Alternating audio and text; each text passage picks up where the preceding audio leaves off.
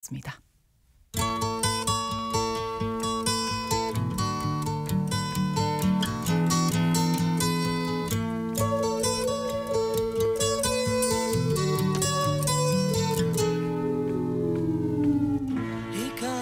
글로벌 이슈 에너지 시간입니다. 에너지에 관련된 최근 이슈 가운데 우리가 주목할 점들 짚어보는 시간인데요.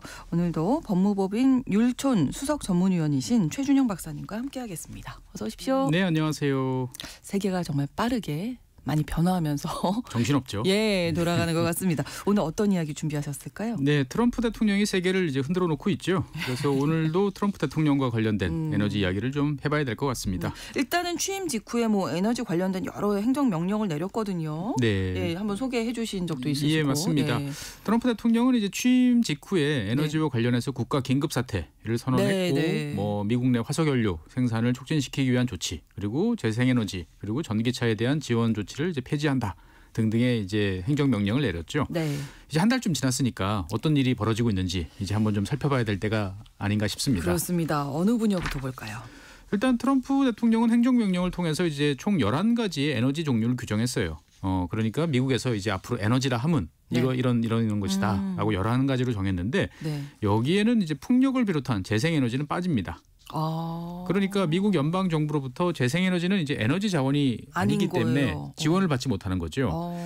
그러다 보니까 이제 그 충격이 가장 크게 이제 미치는 분야는 이제 해상 풍력입니다. 그렇군요. 미국에서 해상 풍력으로 하는 발전 규모가 컸었나요? 어느 정도였는지. 사실 미국의 해상 풍력 시설 규모는 0.2 기가와트 수준이어가지고 네. 매우 작았어요. 그러니까 영국이 한 14 기가와트니까 영국보다 한참 작은 수준이었죠. 그러네요. 그런데 이제 미국 동해안은 세계적으로 봤을 때 풍력 발전을 하기 아주 좋은 땅입니다. 바다죠. 예. 그렇죠. 그러다 보니까 다들 충분한 경제성이 있다라고 생각을 했었는데 트럼프 대통령이 이제 행정명령을 통해서 해상 풍력과 관련되는 개발 허가 진행 중이던 것을 모두 중단시켰습니다. 네. 그러니까 많은 기업들이 이제 대규모 투자를 진행하고 있었는데 당장 큰 타격을 받게 됐죠. 그렇죠. 그러니까 투자가 진행되던 전체 시설 용량이 한 60기가와트. 그러니까 영국보다도 한 4배 이상 많은 사이즈였는데 네. 이 가운데 뭐 90% 이상이 현재 심각한 위험에 처해 있는 상황으로 바뀌었습니다. 그야말로 어떻게 보면 하루아침에 날벼락. 네, 맞습니다. 대통령 바뀌었을 뿐인데. 네. 예. 그러니까 이제 풍력업체 대부분이 당연히 이제 미국에 대한 투자를 중단하거나 규모를 축소하는 이제 이러한 작업에 착수한 상황이에요. 네. 그러니까 많은 업체들은 뭐 별 수 없이 직원들을 해고하고 그렇죠. 비용을 축소하는 뭐 이런 노력을 이제 기울이고 있습니다. 사실 뭐 트럼프 대통령 취임 이전 한 2년 전부터도 미국의 해상 풍력 사업은 큰 어려움을 겪었어요. 그 전에 인플레이션도 높아졌고, 그렇죠. 그 다음에 이자율도 높아지다 보니까 당초 계획대로 사업이 진행되지가 어려웠던 거죠. 이런 상황에서 이제 하지 마라는 행정명령까지 나오니까 네. 업체들로서는 뭐 사업을 포기하는 것이 최선이다라는 분위기가 지금 굳어지고 있습니다. 일단 어떤 업체들이 피해가 컸나요? 일단 세계 최대 풍력 업체 덴마크의 이제 웨스테드라는 업체가 있는데 네. 여기 같은 경우는 이제 미국 프로젝트 전면 철수를 이제 검토하고 있습니다. 그리고 이제 석유 기업이 있지만 재생에너지로의 전환을 이제 모색했던 쉘 같은 이제 석유 메이저 업체 네, 같은 네. 경우도 이미 연방 정부 승인까지 다 받아놨는데 여기서 이제 해상 풍력에서 철수하기로 결정을 했어요. 왜냐하면 트럼프 대통령이 자기가 실제로 이제 운영하고 있는 그 SNS가 있죠. 네. 트루스 소셜이라고 네, 하는 네. 여기에서 쉘이 진행하던 애틀란틱 쇼어스 프로젝트에 대해서 이거 없어졌으면 좋겠다.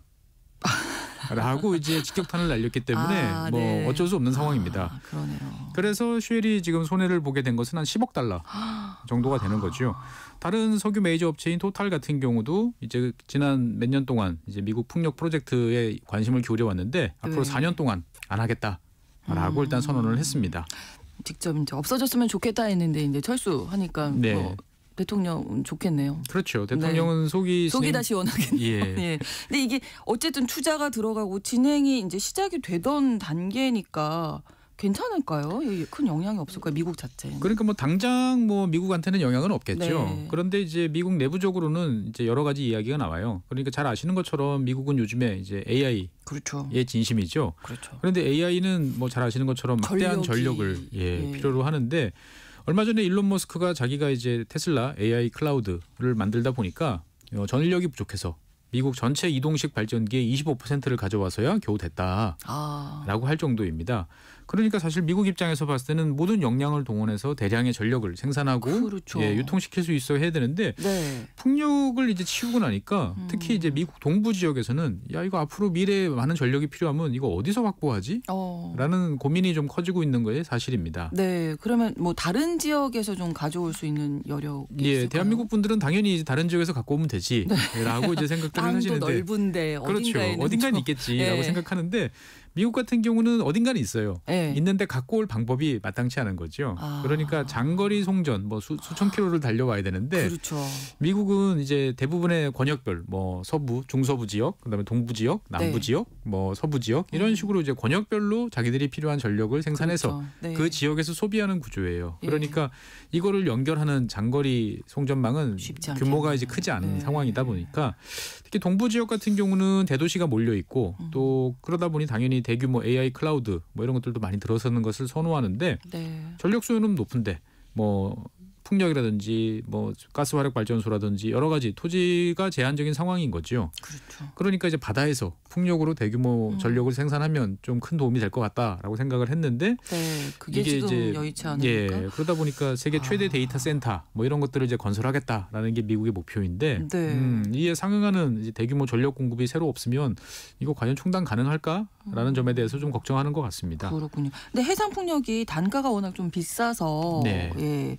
좀 이용하기가 좀- 수지타산이 안 맞는다 뭐 이럴 수도 있고요. 그렇죠. 그 뭐 태양광 같은 경우는 이미 매우 저렴하다라는 게 전 네, 세계적으로 네. 이제 이미 확립이 됐는데 해상 풍력 같은 경우는 지역별로 좀 입장이 좀 많이 갈리는 것 같아요. 그래서 미국의 해상 풍력 같은 경우는 미국에서 생산되는 전력 생산 방식 중에서 가장 비쌌던 게 사실이에요. 그러니까 여러 가지 보조금을 이제 주더라도 네. 뭐 메가와트 아워당 한 74달러에서 140달러 정도 상황이었는데 이게 얼마나 비싼 거냐면은 이제 가스 화력 발전소가 45에서 108달러 정도 되니까 한 50% 정도 비싼 거죠. 그러네요. 그러다 보니까 미국 내부적으로는 사실 굳이 해상 풍력 굳이. 이거 해야 되냐라는 예. 분위기가 강했던 것도 사실인 거죠. 네. 그러니까 이제 뭐 경제성이 안 맞으면 안 할 수도 있는데 그렇죠. 중요한 점은 이제 장기적인 비전이 중요한 에너지 정책이 이렇게 한순간에 흘리다 보니까 그러니까요. 뭐 다른 분야라고 그래가지고 미국을 믿고 예. 장기적인 투자를 할 수 있겠는가라는 회의감이 높아지는 게 사실 문제점인 것 같아요. 그러니까 미국은 사실 비싼 나라입니다. 인건비도 비싸고 네. 여러 가지도 비싸고. 근데 어쨌건 그럼에도 불구하고 예. 미국에 투자하는 것은 비싸지만 제도적으로 안정적이고 그렇죠. 우리가 비즈니스를 하는데 예측 가능할 것이다라는 믿음이 있었는데 지금 이제 이것이 흔들리고 있는 것이 아닌가라는 우려가 높아지고 있는 거죠. 예측 가능성 안정적인 게 이제 사업 투자하는 입장에서는 정말 그렇죠. 제일 중요한 중요하죠. 거였는데 이제 그 믿음이 조금 깨지고 있다라는 네, 게 그렇게 보시면 문제인 되겠습니다. 것 같고요. 아무튼 에너지 정책 변화, 에너지 정책이 이렇게 변화하면서 기업들도 좀 뭐 다들 바쁘겠는데요. 예, 기업들로서도 이제 사업 포트폴리오를 재편하기 위해서 바쁘게 움직이고 있죠. 네. 그러니까 이제 뭐 풍력에 대한 투자 축소, 철수뿐만 아니고 재생에너지 사업 자체에 대해서 재검토를 해보자라는 네. 것도 점점 늘어나고 있습니다. 대표적인 곳이 영국의 이제 석유 메이저 업체인 BP, 브리티시 페트롤리움이라고 볼 수가 있겠습니다. 네, 석유 메이저 회사인데 예. 재생에너지 친환경 기업으로 변신하던 그런 중이었던 거죠. 그렇죠. 육식 동물이 갑자기 초식 동물이 될래라고 그래가지고 많은 사람들이 그게 가능하겠어라고 이제 좀 의문을 표했던 그런 회사였는데 예.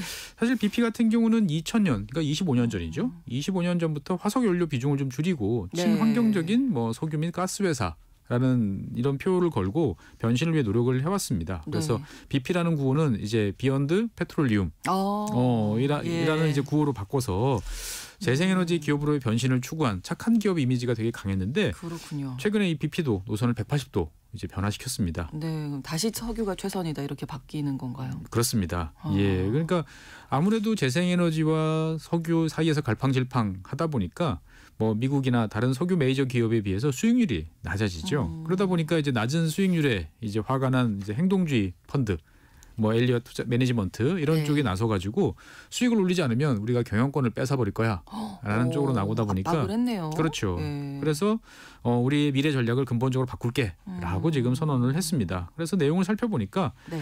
일단은 기존의 원래 기존 전략은 석유 및 가스 생산은 점차 줄여 나간다. 그리고 50기가와트 규모의 재생에너지 생산 능력을 더 늘릴 것이다라고 네. 했는데 이거 포기. 선언을 했고요. 네. 대신 화석에너지 탐사 그리고 생산과 관련돼 있는 예산을 20% 이상 증가시키고 그럼 네. 이 돈은 어디서 갖고 오느냐? 재생에너지에 대한 투자를 감소시켜서 여기서 충당하겠다라고 지금 발표를 한 상태입니다. 근데 이게 어떻게 보면 그냥 말 바꾸기 같잖아요. 네. 그러니까 뭔가 명분이 있어야 될 텐데 이렇게 그렇죠. 바꿀 때는 어떤 얘기를 하나요? 그러니까 이제 BP도 사실 여러 가지로 좀 고민을 했던 것 같아요. 네. 그런데 이제 대답이 사실 좀 궁하죠. 예. 그렇죠. 그러다 보니까 자신들의 변화에 대해서 우리가 그동안 너무 열심히 하다 보니까 네. 너무 빨리 너무 멀리 왔어.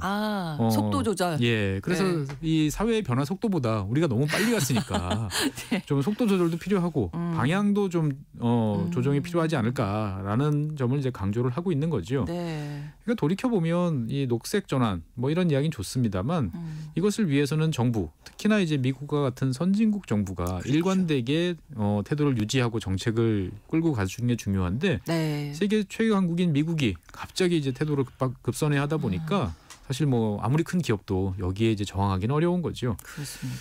어쨌든 이제 뭐 BP도 이제 장기적 비전을 갖고 지속 가능성을 추구하는 어떻게 보면 되게 칭찬받는 기업이었는데 네. 뭐 이거 포기를 선언했으니까 이제 다른 회사처럼 이제 단기적 이익을 극대화하는 쪽으로 이제 변화했다라는 점은 명백한 것 같습니다. 네. 자, 트럼프 대통령이 드릴 베이비 드릴이라는 구호로 더 네. 많은 화석연료 생산해라 이렇게 요구를 한 거잖아요. 그렇습니다. 계속 파내라는 건데요. 그렇죠. 그러니까 이제 트럼프 행정명령에 대해서 여러 이제 오해들이 약간씩 있는데 네. 사실 이 행정명령이라는 것은 기본적으로 이제 미국 대통령은 행정부 수반이잖아요. 그렇죠. 그러니까 내가 직접 통제하고 있는 행정부처로 하여금 야, 그동안에 화석연료 생산이 제대로 안 됐던 이유가 뭐야? 그 분명히 규제라든지 이런 게 있을 거 아니냐. 그렇죠. 그거 다 찾아가지고 이거를 폐지하거나 아니면 더 좋게 개선하는 방안을 갖고 와라는 것이 이제 행정명령의 핵심이었던 거예요. 네. 그러다 보니까 이제 석유나 가스 회사들 입장에서 봤을 때는 사실 그동안에 몇 년 사이에 이제 ESG 이런 얘기 되게 많이 나왔잖아요. 맞아요. 예. 이게 어떻게 보면은 이 화석연료 기업들의 이제 활동을 제약하는 이제 옥죄는 이제 그런 요소였는데 이런 것들이 이제 제거되니까 당연히 화석연료 생산을 이제 강화하는 것이 뭐 지극히 타당한 그런 상황이 됐습니다. 네. 뭐 어떻게 보면 솔직하게 돈의 입장에서 보면 아까 이제 말씀드렸던 BP 같은 경우는 재생에너지 확대를 계속 추진했는데 네. 그러다 보니까 수익률이 계속 낮아졌어요. 좋지 않았죠. 예. 네. 그런데 2023년부터 좀 빨리 이제 방향을 선회했던 쉘, 토탈 뭐 이런 기업들은 양호한 실적을 작년에 만들어냈고요. 네. 미국 석유 메이저들은 뭐 재생에너지는 전혀 관심이 없었거든요. 그래서 이런 업체들이 훨씬 더 좋은 성적을 내고 있는 것이 사실 뭐 현실이기도 합니다. 기업 입장에서는 뭐 이익만 생각하면 그렇죠. 뭐 차라리 잘 됐다 뭐 이렇게 생각할 수도 있는데 사실 환경적인 문제가 있는 거잖아요. 그렇습니다. 네. 그러니까 여러 가지 미래 수요에 적절히 대응하면서 네. 지속 가능한 뭐 기업이 되겠다라고 그렇죠. 생각을 했는데 뭐 환경이 변하니까 우리도 바뀌어야지. 네, 라는 네, 이제 네. 명분이 생긴 것 같습니다. 자, 이렇게 됐습니다. 이미 네. 벌어지고 있는 일인데 앞으로는 그러면 어떻게 될까요? 결국 뭐 미국이 이런 식으로 이제 정책을 이제 전환을 했는데 중요한 점은 이제 BP라든지 뭐 쉘이라든지 이런 기업들이 다시 이제 화석 에너지 중심으로 계속 갈 거냐 아니면 다시 또 한 4년 후에 다시 재생에너지로 갈 거냐 여러 가지가 있겠습니다만 네. 미래 수요가 모든 것을 결정한다라고 저는 생각이 되어져요. 그렇죠. 네. 그러니까 석유와 가스 수요가 어떻든 계속 늘어난다라고 보면 기업 입장에서 봤을 때는 커지는 시장에 계속 있는 게 좋지 그렇죠. 않겠습니까? 네. 그런데 이제 여기에 대해서 전망이 엇갈리고 있는 거죠. 이제 국제에너지기구 같은 경우는 IEA 같은 경우는 네. 2030년 정도 되면 화석연료 수요가 정점을 아마 찍을 거고 네. 그 다음서부터는 이제 하락세로 전환될 것이다. 그러니까 지금쯤부터 손을 떼는 게 맞다라고 생각을 하는 거고 반면에 당연히 이제 오펙 같은 기구는 과거에 비해서는 증가율은 분명히 둔화되겠지만 지속적으로 화석연료 수요는 뭐 한 2050년까지 증가할 거다. 2050년까지. 그러니까 사실 이 IEA나 오펙이나 다 자신들의 희망이 좀 반영돼 있는 전방이거든요. 그러네요. 네. 그러니까 우리 입장에서 봤을 때는 누구 말을 믿고 이거를 결정해야 되느냐라고 보면 참 판단하기가 어려운 상황인 것 같습니다. 네, 지금은 어쨌든 뭐 재생에너지와 화석에너지가 뭔가 좀 힘겨루기 마지막으로 네. 하는 그런 생각이 드네요. 그러니까 마지막 힘겨루기다라는 생각도 들었는데 네. 요즘에 미국이나 또 주요 업체들 변화를 보니까 또 그렇지도 않을 것 같다는 생각도 들어요. 그러니까 재생에너지가 좋긴 하지만 네. 화석연료도 또 장점이 있죠. 그러니까 서로 장단점이 분명하고 그렇죠. 그 장단점이 모두가 똑같게 느끼는 게 아니고 지역이나 국가별로 다른 거죠. 그렇죠. 예, 네, 네. 그러다 보니까 꽤 오랫동안 재생에너지와 화석에너지가 공존하면서 나름대로 서로 역할을 하면서 접점을 찾아가지 않을까 싶은데 네. 문제는 이 과정이 이제 매끄럽지는 않을 것 같아요. 한쪽으로 쏠렸다가 또 반대쪽으로 우당탕탕하는 그런 일들이 몇 번. 그러면 너무 안정적이지 못한 거 아닌가요? 그렇습니다. 계속 변화한다는 거잖아요. 그렇죠. 그러니까 결국은 양쪽 모두를 뭐 좀 비효율을 감내하더라도 네. 확보를 하고 있어야 되나라는 생각도 사실 드는 게 현실인 거죠. 그러네요. 그러니까 우리 입장에서 봤을 때는 양쪽 다 불리해요. 네. 사실 재생에너지도 그렇게 썩 유리하지 않고 네. 화석에너지는 뭐 당연히 땅 파도 아무것도 안 나오는 나라에 살고 있다 우리나라 보니까 어떻게 해야 되나요? 어떤 선택을 해야? 그러니까 사실 비효율을 좀 감내해야 될 것 같아요. 그러니까 일단은 안정성이라는 것을 확보하기 위해서는 네. 좀 비효율을 감내를 해야 되고 그럼에도 불구하고 과거에 뭐 화석에너지 다 수입했지만 그래도 세계적으로 저렴한 에너지를 잘 만들어서 전력을 공급했던 것처럼 네. 뭐 이런 능력을 좀 더 키워가지고 경쟁력도 키울 수 있도록 해야 되지 않을까. 어떻게 보면 두 마리 토끼를 잡기 위해서 너는 네. 왼쪽 토끼, 나는 오른쪽 토끼 이렇게 서로 역할을 좀 나눠서 잡아야 되는데 네. 이게 이제 양극화된 사회에서 서로 남 탓을 많이 하다 보니까 예. 나는 안 뛰고 상대방만 왜 그 토끼를 잡냐고 손가락질을 하는 이런 분위기 속에서 네, 과연 좀 이렇게 두 마리 쉽지는 토끼를 잡는 사회적 노력이 잘 될까 좀 걱정이 되는 것도 현실입니다. 네, 어쩌면 비효율을 감내하고서라도 양쪽을 그렇죠. 예. 지금 한쪽으로 베팅했다가는 큰일 나겠네요. 큰일 날 것 같다 보니까 흐름을 읽어보니까. 그러니까 어떻든 뭐 안전이 최고다. 라는 관점에서 좀 우리가 뭐 효율성 이런 거에 대해서는 조금 눈을 감고 어쨌든 안정적인 에너지 공급, 안정적인 전력 공급 이런 데 좀 초점을 맞추는 게 좋지 않을까라고 생각이 되어집니다. 지혜로운 판단이 또 필요하겠습니다. 글로벌 이슈 에너지 시간 오늘도 법무법인 율촌 수석 전문위원이신 최준영 박사님과 함께 이야기 나눴습니다. 오늘도 좋은 말씀 고맙습니다. 네, 감사합니다. 오늘 방송 마치면서 잭슨 브라운의 The Road Out 전해드리겠습니다. 신성원의 오늘 세계는 내일 다시 뵙겠습니다. 고맙습니다.